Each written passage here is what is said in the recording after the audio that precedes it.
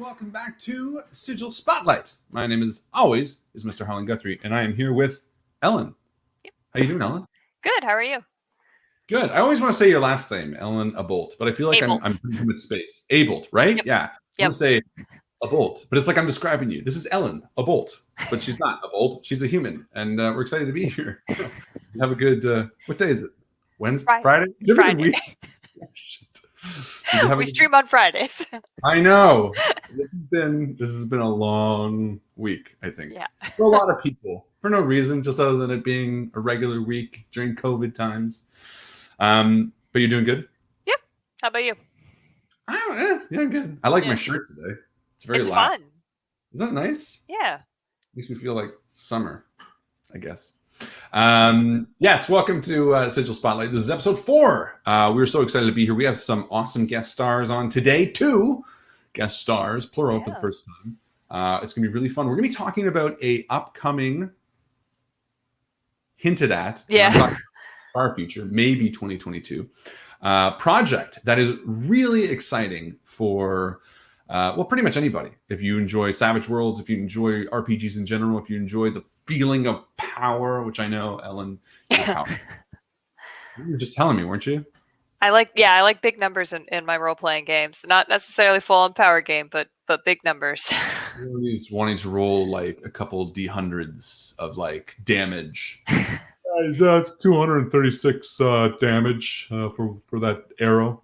Yeah, that's the dream. If you like big numbers, if you like big things in general, this game is definitely going to be exciting for you. But before we get to that, news for this week, I guess. The biggest news is, of course, S5E. Yep. It has exceeded its amount. I don't know. Its goals. Thank you. Goal, that's the word I was looking for. It was so far beyond me. No, it's done really well. Right now, it is in the hands of our team. Eugene, the head writer, is working on the new stretch goals that have been unlocked, adding them to the core book. Aaron, the sort of head of Sigil, he's writing new entries for the AOR and ordering tons of new art. And I got to say that the art that's coming for this book is... it's fantastic. Seriously fantastic, though. And I have to say that because, there are other... Superhero is such a rich medium, and there are so many types. It's so visual, too. Like, it has such a visual history. Absolutely. And we've seen everything from, like, the kind of lesser depictions of superheroes. And I do have to say, I'm so impressed and proud of the artwork that's going into this book. And we have also brought on Darren Pierce to do some additional writing for the book as well. And he is from, of course, the Judge Dredd RPG, as well as a plethora of other games. Plethora. Do you know what a plethora is?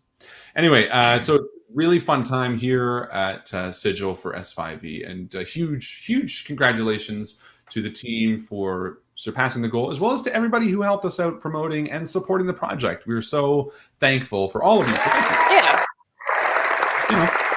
Regular old thank you. What's on your news reel? Or do I just jump into what else I got going on? I think that's it. VTT, we are hard at work at a project that I can't really talk about right now, but it's looking really good. We don't even have all the art loaded yet, and it's looking good. So I'm hopeful that we'll have something to share with you guys soonish. Probably next episode. Should be episode 5. Maybe we'll see. I can't promise that because you never know when all of the HTML is going to disappear on you. You heard it here. Ellen promised next episode new VTT look. S5E, the campaign that we're finished chapter 5. So we are halfway through our sort of 10-part stint. Thank you to everybody who's been watching that. We've had a great feedback and great outreach during that. Wonderful reactions and interactions with all of you. And actually, we just had on this last episode Star Trek Discovery guest star Noah Averbach-Katz. He was on. He played an Andorian in Star Trek, and he played a similar overlord in Chapter 5 of S5E. It was wonderful to have him on. Really great guy. A lot of fun. So if you are interested in checking out that or any of the episodes, make sure you subscribe on this YouTube channel, you can check them all out. Like I said, 5 episodes are out. Chapter 6 will be this Monday at 7 p.m. Eastern. We're going to be continuing running right up till 10, and then after that, who knows? We got some more stuff in the works. Yeah. Check it out. And do you watch Star Trek at all? I have. It's been a while. I haven't seen any of Discovery. Do you watch the old? Yeah, no, I watched a lot of original series when I was in college because it was basically a radio play, and I didn't have to be watching it to still know exactly what was going on. Dude, let me tell you, yes, and that's not even for the OG one. I watched almost all of the Next Generation while playing Minecraft because twofold. Number one, yeah, it's 100%. You can kind of piece together once you watch a few episodes and you know who all the players are. There's a sound effect every time someone walks in the door, and then they immediately refer to who was that. Yeah. And the other thing that is so chill about Star Trek in general is the hum. All of it has this like thrum, this like, which is like the engines, right? Like the impulse engine sort of running. It is so relaxing. It's like a cat purring. Honestly, I put it on right before I'm going to bed sometimes, just because like it puts me to sleep. So shout out to watching the sound engineers for Star Trek. From your peripheral. Not this. No, obviously it's worth watching. Well, some episodes are worth watching. Hey, don't look at the special effects too closely in the original series. But Discovery is a very different vibe. It's much more action-packed, obviously. And Noah Averbach Katz joined us, and again, he did sort of a 3-episode arc on Discovery. And actually, you can check him out at the Type 1 Trekkie on Twitch. He is streaming through Star Wars Online. I think he made an Andorian character, and he's playing there. Star Trek. What did I say? Star Wars. What's the difference? Yeah, let's start that fight. What's the difference? Oh, don't boo me. No. Although I have to say I can't say this because our next guest will lose it. But I personally, I think I'm more Trek than Wars.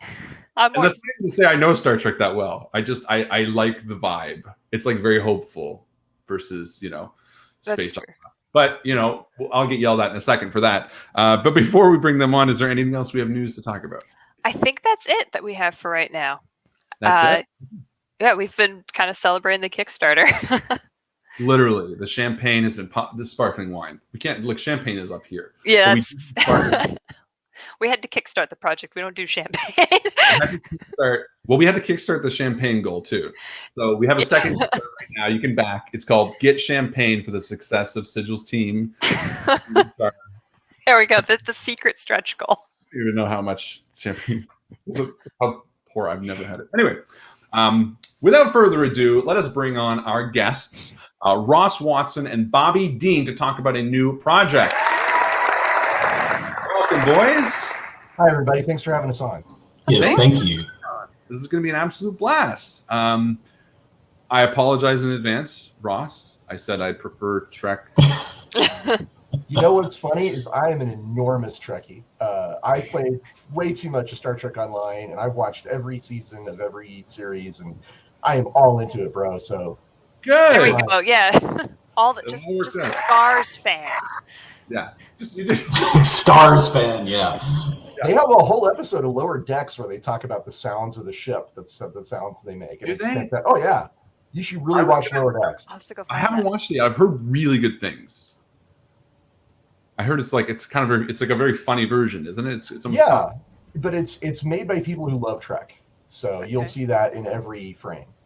I love that. I watched a bit of the Orville as well, which is sort of had a similar vibe with like it's not Star Trek, but it was very Star Trek, but like with a comedy twist. But I gotta say I did miss like the world, so I only watched a few episodes because it had everything but the universe, What about you, Bobby?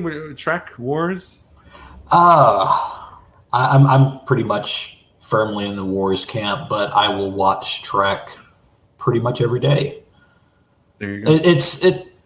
I'm with Ross. I'm just a fan of stars.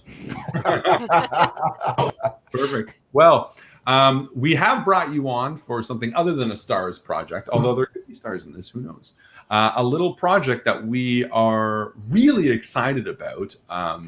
Ellen, why don't you start us off with a questions, and rather than preface what's going on, let them. Yeah. Why don't you guys? So, what is the project? What's it called? And what's kind of the elevator pitch? Well, the project is called Dominions of Steel, and the elevator pitch is you guys play as paladins, which are kind of like a knight who drive a mecha, a giant robot called a dragoon. Your whole group is actually in service of a feudal house that is working together to advance that house's prestige and power against the challenges of pirates and mercenary raiders and conquest-minded star nations. This all takes place hundreds of years in the future in a galaxy called the Sagittarium Expanse, which is a place full of danger and adventure. Yeah, I mean, all right. Yeah. Nope. Sold. That sounds really awesome. The shortest way I could put it is it's BattleTech meets Game of Thrones. Cool. Okay. Yeah. And Bobby, in this project, you are sort of helping with what capacity exactly? You're sort of... I'm working primarily on system mechanics. So we're doing this in Savage Worlds. So how can we use the Savage Worlds tool sets to do everything that we want to do? How can it support these dragoons? How can it support the character? How can it support the feudal houses? And it's been a lot of fun doing it. Yeah. No, I'm just. It sounds like they're like. So I don't play Savage Worlds myself, but I've QA'd a lot of Savage Worlds stuff at this point, and so I'm just trying to think about like. How do you structure that? Are the dragoons going to be like their own characters in addition to the paladins, or how does that structure work? Can you give us like a little hint? You don't have to tell us the whole. Yeah, no, absolutely. So, depending on what, I guess, source that you learned mecha, learned about this, they either piloted or, it's something like this. For us, this is kind of an outgrowth of what you can do kind of now with prosthesis technology, And so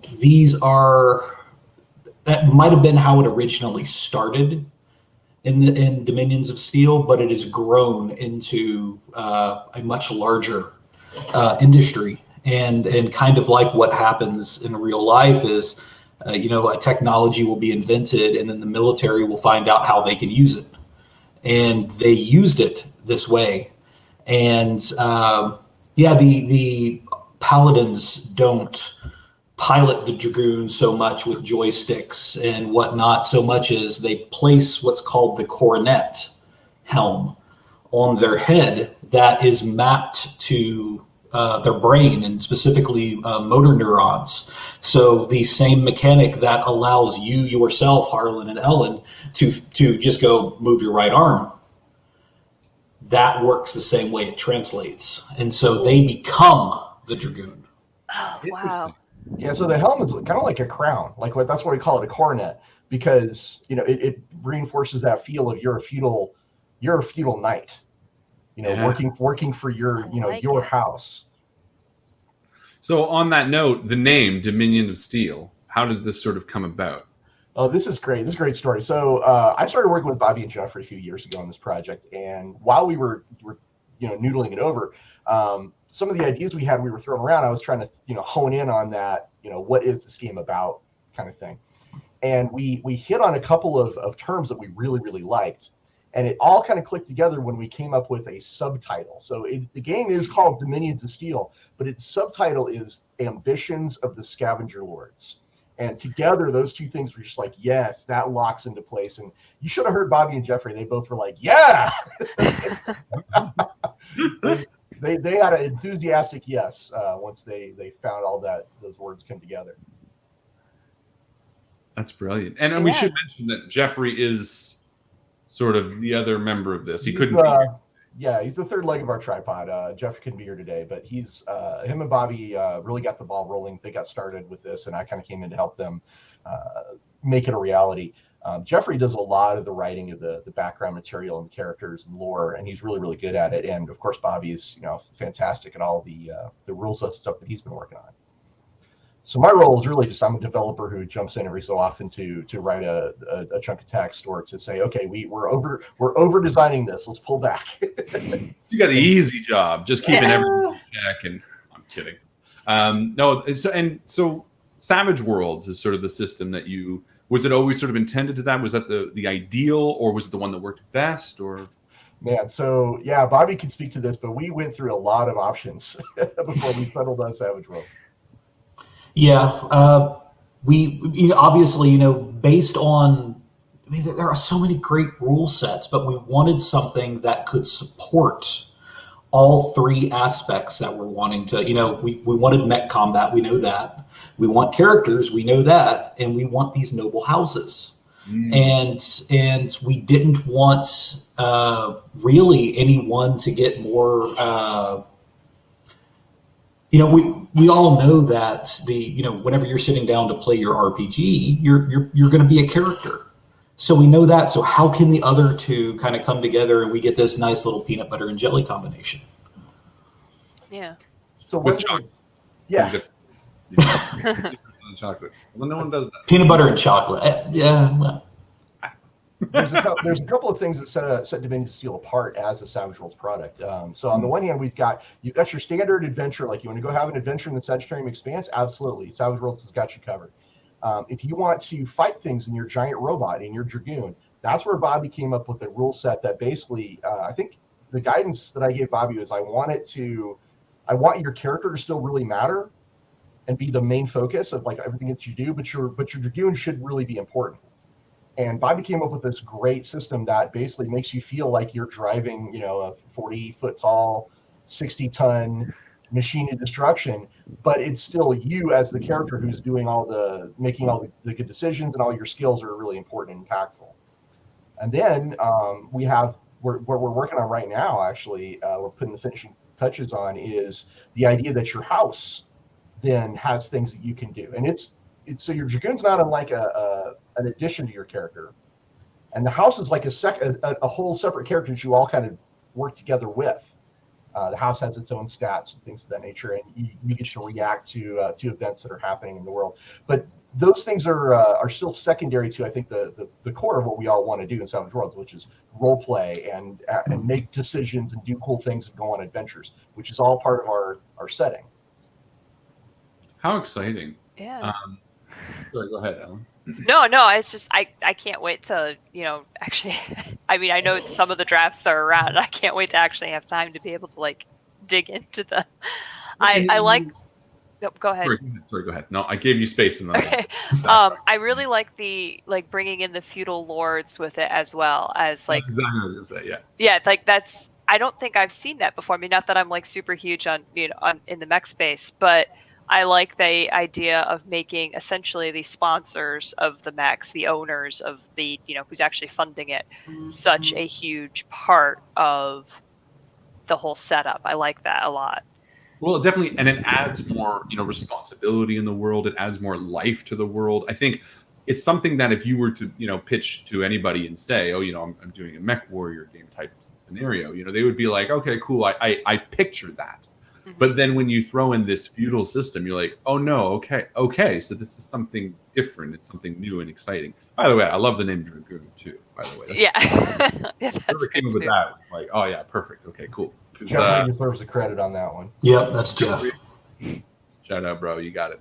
But no, it really does elevate it to something just beyond, because I do think one of the criticisms that a mech idea can have is that it is just punching big robots. So when you come on the onset showing that no, this is more, there are political factions, there are sort of ideas here, then you give space to the people who are excited to have more like that. And I really appreciate and I'm excited that you guys not only left space for that, but incorporated it into one of the three pillars of the system. It's so important to have. Yeah, speaking of factions, we've got like 7 different groups that are like the major, the scavenger lords of the setting. My personal favorite is the Princely Worlds of Bengaluru, or as they're often called, the Tiger Princes. Oh. And they're called the Tiger Princes because they tend to squabble amongst themselves a great deal, but they will unite against any outsider, and because they have this really awesome sort of Indian Bangladeshi kind of feel to them, and they are the most stylish and awesome looking of all the guys out there. Sometimes gaudy, like, you know, people are like, wow, look at that, that's definitely Bengaluru fashion. Yeah. And that could be a good thing to say or a bad thing to say. Colors, like painted mechs type stuff, and like. Yeah, and there's also the Dailong Khanate. And the Khanate, those guys take trophies of their defeated enemies and put it on their dragoons. So you could actually see like a cockpit dangling off of a chain attached around the neck of this mech coming up. That's interesting. And I mean, you know, you can already picture the art that's going to be going along with this stuff, you know? Yeah, I can't wait for that to start coming in. So Bobby, in terms of the rules, so obviously there's so much more of a fluid connection with the dragoons and the, you know, quote unquote pilots in this than you would see in sort of other mech. So how do you sort of show damage in a sense that affects the player the same way, or is it just meant to be separate? Because you have your dragoon. Your dragoon has, using these Savage World mechanics, I didn't want to basically reinvent the wheel. So we have the wound track, but in this case, because dragoons are as large as they are, there are multiple wound tracks that can be attacked, and there are expanded critical tables, and these crits can translate into feedback damage that your pilot can experience. So for the most part, your dragoon is going to be able to soak a bunch of damage, which makes them the lords of the battlefield in Dominions of Steel. But there's always that risk that as they take raises to damage, that tends to translate back over to your paladin, and you'll suffer some ill effects for it. There's also this, we have a mechanic called fusion, which is a resource that your dragoon can spend to do better things, to focus its sensors, or to go faster, or to shoot weapons a little more efficiently. And if you redline your fusion reactor, which is something you can do, it can hurt your pilot. Wow. Okay. So you get the feedback thing. Potentially, yeah. Like it also makes the cockpit really hot. So. Yeah. Like overclocking. Yeah, exactly. Yeah. So there's a couple of ways your pilot can get hurt. I mean, you literally just, somebody could get a lucky shot and hit your cockpit and be like, oh, this is bad. But yeah, that's rare. Is there now in this world, and this kind of is, I guess, a question for both of you, are we talking about factions that are all motivated to have these dragoons, or are there factions of people that are just people, or I suppose the paladins? Are there huge factions of just people that would ever try to take on a 30-to-1 ratio trying to take out these dragoons? What kind of regular people are there scattered in this world? Well, for sure, you've got your pirates on the outskirts of the expanse. There's guys out there that don't have formal militaries, for sure. But we actually have one of our biggest groups is they're not allowed to have a military, which is the Star Guild, and they operate and control all the jump gates that connect the different planets throughout the expanse. That's how you travel faster than light. You go through a jump gate to another location, and the guild basically charges small fees for all this stuff. But because of their neutrality, because they run all the gates, they are not allowed to have a military. So, yeah, if you ever end up having to do an adventure where you're on a world of the Star Guild, you won't have to worry about any dragoons. You just have to worry about not being allowed to go anywhere ever again. Yeah. Or, and again, the idea of how valuable this tech must be.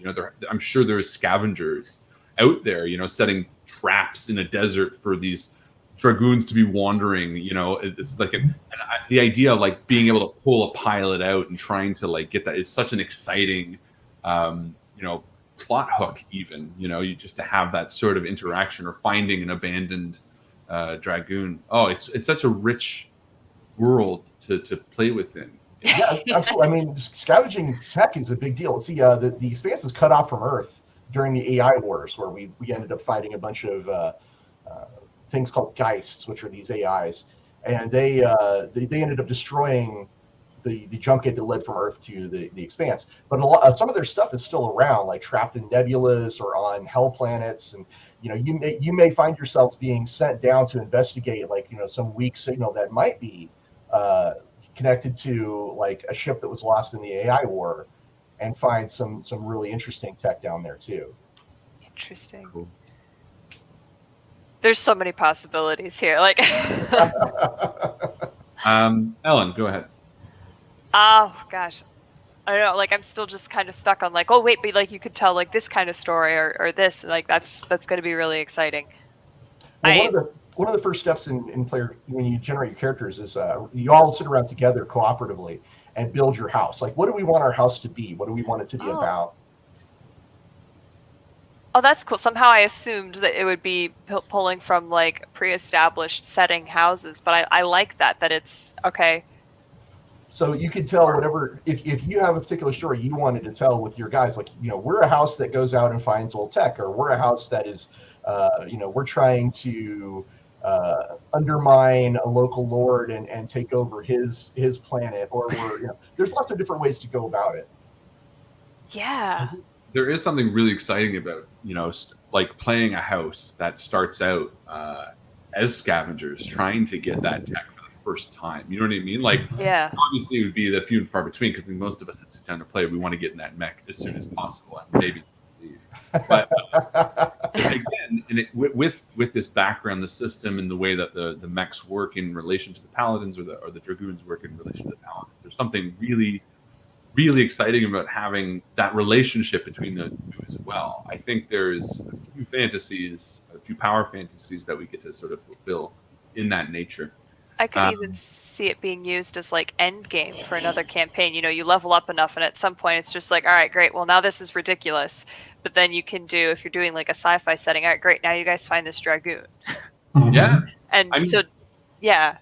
For sure. Yeah. I mean, it's similar with the S5E that we've just, you know, finished kickstarting. This idea that these powers make you such a different person from where you're starting. And I was theorizing early on that you could have a few sessions of a straight up, you know, modern D&D game where you're learning your powers, rather than start out session 1 with having your powers. And obviously there's nothing wrong with starting at session 1 with your powers, the same way there's nothing wrong with starting with dragoon. But, you know, there's also this pitch where you take your Savage Worlds game that you've been playing for, you know, maybe years, and suddenly you smash this in. Okay, guys, you know, you come across this weird jump gate, and you step out as the one blows up behind you, and all of a sudden now you're in this new world. You know what I mean? Like, yeah. When you step into that dragoon for the first time, you're essentially going to be restatting yourself anyway if you're playing on top of a game. So there's something really fun to do with that mechanic as well. Sorry, Alan, I keep cutting you off. No, you're good. No, I'm like priming you to go, because like I could just see all the little like GM ideas just going, and it's kind of fun. So then, Bobby, in the rules wise, what was maybe one of the most challenging things to try to articulate? Maybe an idea that you were all really excited about, but you had a tough time trying to find, or equally, if it was all pretty easy, what was the most exciting? Well, they're both the same, actually. It was, how were we going to make dragoons unique but support the characters in the way that they do? And once the first little domino fell, it all came down. And I rushed through quite a bit of writing on that, getting everything in place, and we did multiple play tests, and I knew that I had hit the sweet spot when both Ross and Jeff were like, that was fun. So I was like, all right, that's cool. Let's lock that in.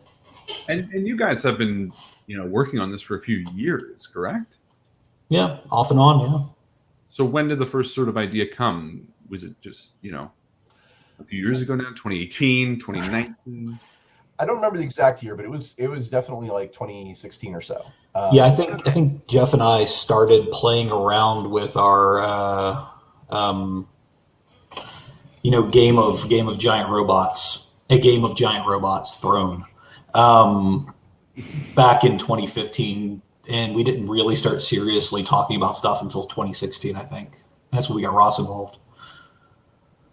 And we've had a few people, even on the Discord, play test it. From what I heard, Yeah. Stevens jumped in and he said it was an absolute blast when he played it.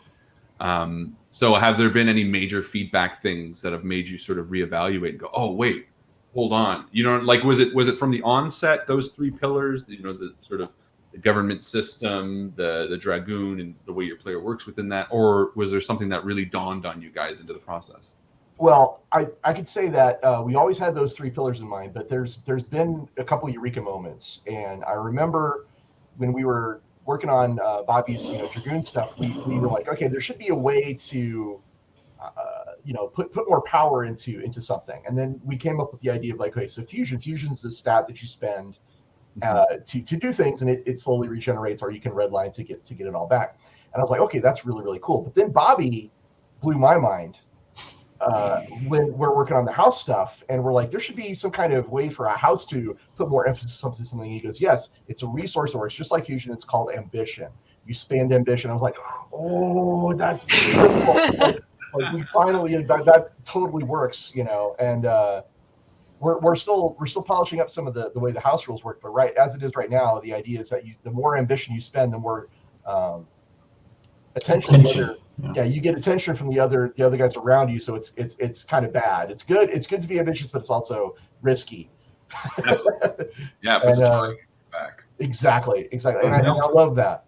And I love the nature of this, creating your own house too. I think there's something really fun and tangible. It's sort of like in, I don't know, a D&D game where you finally purchase a property or something like that. Yeah, I was just going to say the inevitable small business that every character starts in their downtime, but it's built in. But it also has this nice sort of idea of cooperation from the onset. And, every once in a while you run across some people who are willing to play a game and they make it difficult to form a party. Well, in Dominions of Steel, from the onset, you're sort of at the nature of, no, guys, like we're in a house together. There must be some sort of cooperation that we're working with. And I like that it sort of makes it upfront about it, And again, that's not to say that you couldn't have your own whatever you wanted, evil being, I guess, alongside. But obviously it's not really the nature of the game, which is exciting. Yeah. It could be interesting for multi-party play as well, because then you guys are, playing in the same world. You just have your own houses and stuff like that. Right. Sort of doing a West Marches type style. Yeah. I had to drag Bobby back from the precipice on that one, because he was like, yeah, we can have vassal houses. And I'm like, that's a supplement. We'll do that. Definitely. Yeah. That's not core, but that could be fun. Well, some of the types of characters you can play, they're all related to like, what do you do for the house? Like, if you want to be like the professional duelist for the house, you settle matters of honor in the field. You're like the armiger, or maybe you're the herald and you're the face. You're the guy that sends out to up and do treaties or to work things out with people. You could be a seeker who tries to find new technologies and keeps an eye on the enemies, or the intelligencer who's like the spy master. Things of that nature. Or the tank. Yeah, the master at arms. You can be the master at arms, yeah.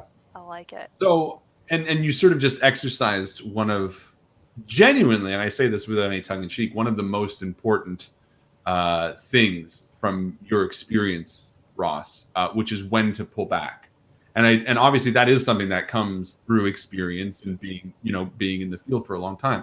So are there any things that you had to cut that you really deliberated on, or maybe even butted heads on, things that you were really like, oh man, that's a tough call, but we need to they got carefully placed on the cutting room floor, not just tossed. Yeah. Or maybe, as you just said, like maybe in a supplement. Was there anything maybe major that had that feel? Yeah, I should really let Bobby talk about this, but he came up with so many kick-ass ideas for the AI war that we started going, damn, that's so cool. We want to bring that in. I'm like, no, we're not supposed to fight AIs.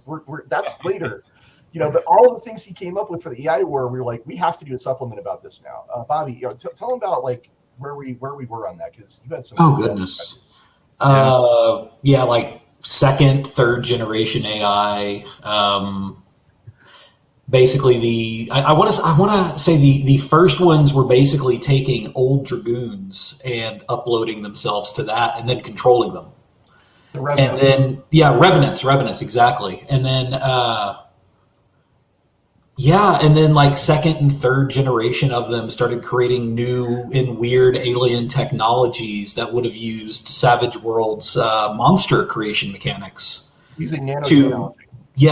to start doing weird things, because now these things, like the first AIs, there was a singularity event, and in that singularity event, suddenly we've created, our worst nightmare, something that's more intelligent than us and completely alien. And as they started having their own singularity events, There you go. Right. Yeah, we were suddenly became frightening. So the Revenants, like the whole idea behind that we thought was awesome is we kind of took this idea of like, what if the AIs are kind of like our undead, right?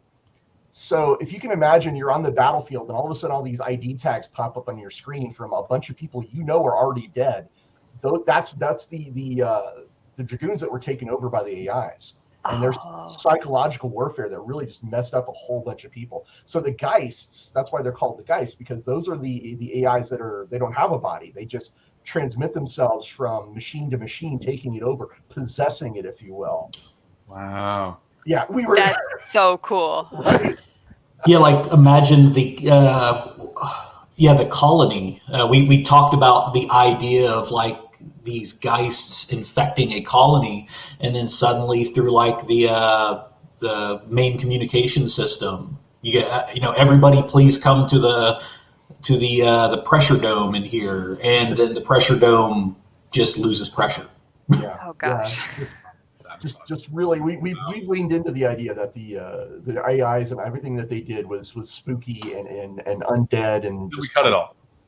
I'm just kidding. Well, unfortunately, we were like, there's so much here that we couldn't fit it into the project that we wanted to make. Revenant. There's your first big There you go. book. It brings about the second campaign book where the AI is now getting, it's coming to the new colonies, systems, and all that kind of stuff. And, for those watching, obviously, if it's not clear by now, this is something that is percolating, and it is coming at some point, perhaps 2022, to Kickstarter. This is something that Sigil's really excited about, and obviously these guys are doing tremendous work on. So we're not putting any sort of timeline on it, but this is something that eventually will be in your hands. And within that, there's so many different things with S5E. We had a number of fantastic authors. Kevin Andrew Murphy, to name one, who was on the show last episode, who wrote these supplemental stories about the origins of the superheroes. The idea of doing a similar thing where we get to hear this story, perhaps even audiobook like we did with this last one as well, or just have a file that these people can be reading about all this stuff. And this is the work that you guys have done, and it's so wonderful because oftentimes you have this half-cocked idea that people haven't given enough attention to, but hearing that not only is there a reason for this and a reason for this and a reason for this, but there's a whole underlying, horror element that could be back burner while you're playing your game, and getting to, read that story is something that's really exciting. That's the kind of thing that I love. Like, I mean, we've all seen, generic fantasy before. Like, I don't need another fantasy map. It's like silver suits, right? Like reflective, like silver future people, where they're like wearing, the glossy, like in the 50s, they're all from the future, wearing that like shiny. The tin foil, yeah. Atomic punk. There we go. Yeah. But like, but like Ross again, is like the giant head. Yeah. Yeah. But like we've all seen like like a fantasy setting, and so anytime you get a setting where it's like it is going a little bit different and it is really well thought out and it has that depth and stuff like that, that's where I get really excited about it, because I mean I'll buy books just for the settings, even if I'm not interested in the system, just because it's so cool and I want the ideas and the world building and stuff. And it sounds like there's some really, really good stuff going on with Dominions of Steel. Yeah, and you're right. I mean, at the end of the day, ideas is a large part in what is so exciting about these RPGs. You nailed it, you know, and the best kind of books are the kind of books that we pick up or the Kickstarters that we support that are ones that go, oh, you know, there's like the two mindsets. There's the, oh, finally someone's doing this, which is you know, whether it be mech or superheroes, like that is absolutely a half of it. And then the other half is like, oh man, I wish I thought of that, or I didn't have that idea, or oh man, that would look so cool. You know, it's the actual inspiration, the ideas. And, you know, any GM has taken a book and just taken what they want. You know, I've run Call of Cthulhu for years, and I've never had people wait 4 hours for a library use, or, you know what I mean? Like there's things that like, you know, because it oozes its own sort of energy. And I think beyond just the energy that this is so clearly defined, it does have those rules that are really exciting to sort of practice and test. So the way I want to describe it is like we've built basically season 1 and 2 of Game of Thrones, and the AIs are our White Walkers that can eventually we can bring them in and have more stuff going on. You're seed planting. You're like, okay, a little, and then by the time it's a tree, it's going to be this monstrous book that people are going to be excited to roll into their campaigns, and will seamlessly work because again, you guys have done that work, which is really exciting. Yeah. Except it won't be like season 7 of Game of Thrones or no, that's why it's 1 and 2. Very clear. So if we come back to the mechs a little bit, I mean, like we've seen mechs done, like I say we, as a population, we have seen mechs done so many different ways. What were kind of your big inspirations for what you wanted the Dragoons to look and feel like? That's a question for Bobby.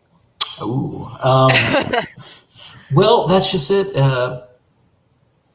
Because this is a mechanical construct, it can look kind of however you want to. But one of the things that kind of the core concept is they have to look human, because that's how your brain's going to translate it. And because your brain is ultimately driving it, this is, you know, you have to be able to understand it. When you think move my right arm, that right arm, there needs to be a right arm there to move. And so ultimately that was kind of the design process, is these have to be humanoid in appearance. And because that's how kind of, I guess, your ego sees it. Yeah, I think in terms of looks, we're looking for that old David Dietrich art look for them. They should be blocky but cool. You know, I'm thinking like some Gundam designs from 8th MS Team or 0083 are kind of like the things that I'm thinking of when we get into the stage where we start really designing kind of the look. One of the things I'm super excited we're with Sigil on this is Sigil's fantastic about getting a great art look for your product, and frankly, I think we're all just waiting. We can't barely wait to see what Aaron and company come up with for the Dragoon designs. Oh, me neither. I mean, again, just seeing the work that Aaron has done in a number of different avenues over the years that Sigil has been, it is seriously impressive. So I'm excited to see. Yeah, it's a really impressive art studio back in there. Yeah, for sure. Pay us. I'm just kidding.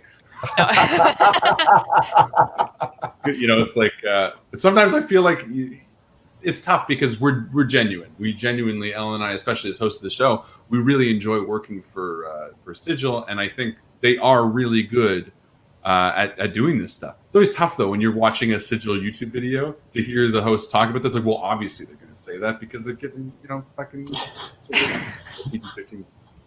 No, but we are being genuine, and it's fantastic. And if you have any doubts, check out the S5E art because it's fantastic. Yeah, I mean, like we say that we are not artists, so like we can't do that. We're not a part of the people who are actually doing that. We're, you know, looking at the other branch of the company and going, "Oh my god." Yeah. Exactly. Yeah, it's so that is such a great introduction to this. And again, 2022 question mark, sort of vague, you know, impression. But absolutely. Check out Sigil, follow us on our socials for updates about this, and it will absolutely be something that is coming up in the near future. And when it does come, I will be running probably a 10-part as well, showing exactly what this game gets to have the players experience, which again feels like just a mad, awesome power fantasy. Are you bold enough? Are you bold enough to seize your destiny in the realm of Dominions of Steel? Whoa! Listen to that. Whoa! Yeah, there you go. You guys got a secret handshake and everything. There, try to say that again. Ready? Go ahead. Are you bold enough to seize your destiny in the realm of Dominions of Steel? See, now there's a little bit like epic music underneath it. There you go. Gives a little bit of energy right there, and we can use it as a soundbite. Not really, but yeah. I'm like, there we go. Kickstarter video done. No. We're ahead of schedule. Moss is talking. Perfect. Well, again, thank you guys so much for answering some questions. We're not done, however, because we do need to enter a dungeon. That's right. And you, audience, knows that every week we take one question from the family, that is the Discord, and ask whichever host. So, without further ado, Bobby and Ross. Now it's time for You Enter a Dungeon. Huh. Wow. Today is submitted by Joseph Schnurr. I believe that's how you say it. And again, you know, it's him and Ha. This one you might know this one. It's a good one nonetheless. Here we go. You enter a room. You walk down the dusty stone steps, cobwebs lining the corners, the flickering of torchlight illuminating the glossy, moss-covered stone as you land your foot upon the floor before you. There, in the center of the room, a raised pillar with a Roman numeral 4 carved into its base. Behind the pillar, the large treasure chest. Atop the chest, a large stone gargoyle. To either side of the room are 2 buckets, one 3 gallons and one 5 gallon. Oh. What doth thou do? There you go. So 4 numeral carved in its base, this sort of, you know, and then behind you got a chest and a gargoyle. And on either side of the room, you got 2 buckets, 1 3, 1 5. What do you do? Go ahead, Bobby. All right. The thing is, I do remember this. I'm trying to remember the solution. The way to do it, yeah. Yeah.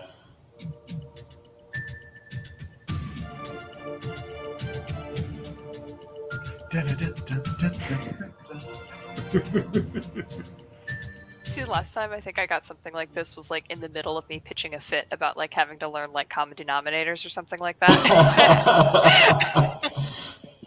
Yeah, I think this was on a test in high school. Yeah. Yeah, I believe it's you take the 3, you fill it up all the way, you pour it into the 5, and then you fill it up. Let's see, that gives you 3 in the bucket. You need 4 over there. Oh no. Oh, you fill up the 5 once, pour it into. Okay, I'm sorry. No, it's like you're pouring it out so that you have. Yeah. It's something to do with that. I think you fill up the 5 and you pour it into the. No, that's not right either. So then you have the 2. No, it is. Okay, so you pick up the 5, you pour it into the 3, so then you have 2 left in the 5 bucket. Pour that into the thing you want the 4, and then do it again. There you go. Then you do it again. There you go. See, yeah. Ellen, you'd be okay. Ross and I would die. Thank God for Ellen. Thank God for Ellen. TGIE. Wait, thank God. It is Friday. It is Friday. Yeah. We can do. We're gonna call that solution. Well done. That was combined. That was combined. Oh wait. Just when you solved it. Yeah, that was submitted by Joseph Schnurr. I just realized this is how professional I am. I just realized I didn't have the solution. I only wrote down the thing. It was Die Hard 3 as well. And I think, it made sense. So I think you nailed it, Ellen. Yeah, it's definitely one of those. You like fill up to 3, pour it in a 5, and then you got 2 space, and then you fill up the 3 again, and then you pour it, and then you got 2. Same logic. And then, you solved it. Doesn't really matter. It's all good. Yeah. What about you guys? Do you guys put puzzles in your games? Do you, when you honestly, it depends on how old school I'm feeling. Okay. Because that was this is where I really do wish Jeff were here, because he has just a wealth of gaming history in his mind. He managed to turn it into an entire master's thesis. Yeah, man's impressive with his knowledge. That's a full treasure trove. Yeah, no, he is. But yeah, I mean, it was, it's very much a rooted in old school, just the way that the games were done. And honestly, I mean, yeah, you can have like the puzzles and whatnot, but to me, in at least more modern kind of parlances, the diplomacy and everything is kind of the more modern puzzle. I just ran my 10th session of D&D last Sunday, and I had a bunch of riddles in that game. Oh, fun! Oh yeah, they were really, really fun and really, really good. So I had a good time with that one. Do you guys play normally, like on your own personal? Obviously, when you're not working on this, are those sort of? Do you have house games going on, D&D, or? Yeah, I'm in a couple of D&D games. A friend of mine's going to be starting up a Prowlers and Paragons game very, very soon. Oh, cool! I'm excited about that. Bobby, what are you playing? Well, right now we just started a BattleTech campaign, and that's what I'm running. We just finished up a Star Wars campaign using the D6 rule set. Not Edge of the Empire, only because I'm the only one with the books. Yeah. But yeah, and then Jeff's not here, but he's running Star Trek. Okay. He's running Star Trek Adventures using, I want to say it's Modiphius system. Okay. Full circle. Back to Star Trek, where we started. Everything is full circle, exactly. There we go. Neat Final classical question. storytelling. Just for you guys, what are you excited about in your own anything you're excited about? A book you want to read, a show you're watching, a movie, something, whatever. Let us know what's exciting. Cool leftovers in the fridge. I don't know. Cool leftovers. Hey, if you're excited about some leftover Indian food, I want to know about it. Yep. I'm really excited about seeing The Green Knight this weekend. That looks amazing. Ooh. I don't know if you guys know this, but The Green Knight, they did an RPG. Have you seen this? So the guy who wrote it, Tim Woods, is a great friend, a really nice guy. I ran a game for him. I ran Call of Cthulhu for him last Wednesday night. Nice. It was the first. He's run over 150 games. It was the first time he's ever played, so it was a little bit of pressure. But we also ran the Green Knight game on my stream a few weeks ago. I don't know if you guys have looked at the game, but man, what a experience! And it really is an experience. It is very different than what I thought. A lot to do with honor and all that kind of stuff. And I highly recommend anybody check it out, because it is not only a seriously artful piece of role-playing nostalgia, but it just looks fucking cool. It is the art on it is so classic. It definitely, it's meant to emulate the Redbox D&D style, and it has that same sort of feeling. But no, sorry, I had to just gush, because I was so impressed with what an experience the game was. But yes, I totally want to see it as well. It looks really, really cool. Yeah. What about you, Bobby? Little Ghostbusters, Afterlife. The new trailer dropped 2 days ago, and just has my brain working. Love Ghostbusters. The casting of it, honestly, I love Paul Rudd. I love I can't remember her name from the Leftovers. Leftovers, yeah, the actress. She's the mom. She plays in it. Oh yeah. Right now, but. No, I'm totally pumped for that too. I think it's going to be a lot of fun, and the haters can go Suck an egg. December, I think that is, isn't it? And I'm there's sorry? December it comes out, I think, in the theaters, and then there's another thing that's supposed to come out that I was excited. Oh, Suicide Squad. That's I do want to check that out. The Suicide Squad.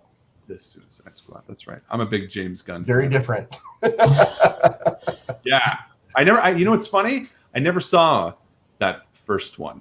It just literally nothing about it really appealed to me. And then James Gunn, I love his horror days, like the Slither and stuff like that. Yeah, good stuff. Such a good movie. And then I saw that he was doing it, and Guardians of the Galaxy was good and all that stuff, but it feels so much more him untethered, like the rated R, like gore is what I want. So I'm really pumped for that. Guardians of the Galaxy should not have worked. It was it was Yeah. an ensemble movie with characters that were at best like C and D tier in Marvel. You had like 5 planets and 4 villains, and the tone was so different than everything that come before. There is no way that should have worked, but it was amazing, and I loved it. Good. And I'm like, you know what? This guy can make it happen. So Harlan froze up on us. it's the AIs. They're back. Oh, no. There you go. How do we know it's actually Harlan? Yeah. Anyway, that is it from us, ladies and gentlemen. Thank you so much for hanging out. Thank you to Bobby and Ross. And again, check out Dominions of Steel, which will be coming up in the far but near future when the AI takes over. Thank you guys so much for hanging out. This has been an absolute blast, and we'll be back in 2 weeks' time with another fantastic episode. See you around the table.